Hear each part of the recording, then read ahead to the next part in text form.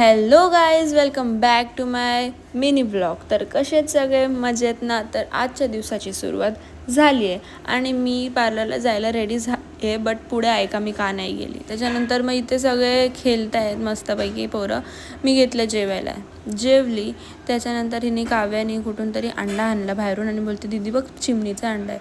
त्यानंतर साहिल आला, तो बोलतो हा चिमणीचा नाही, हा कावल्याचा अंडा आहे. यांना बरोबर माहिती आहे दोघांना. त्याच्यानंतर मग मला जाम कंटाळा आलेला पार्लरला जायला.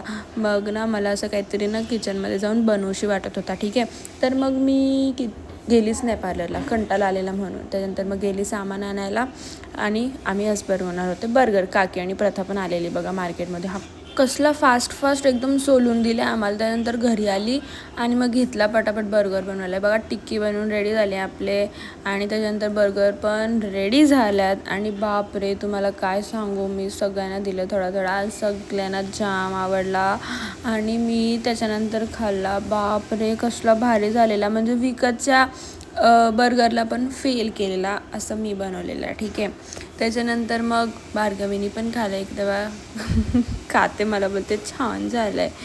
त्याच्यानंतर मग ना संध्याकाळी आत्या येणार होती. आत्या आणि आई चाललेले जगन्नाथपुरीला, तर त्याच्यासाठी आत्या आलेली.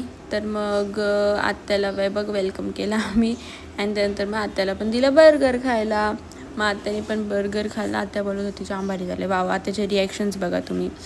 त्याच्यानंतर मग हे लोक निघाले जायला आणि मग अशी हे लोक गेले. तर मग मी ब्लॉग इथेच एंड करते. Thanks for watching. कसं वाटलं कमेंट करून नक्की सांगा आणि बाय.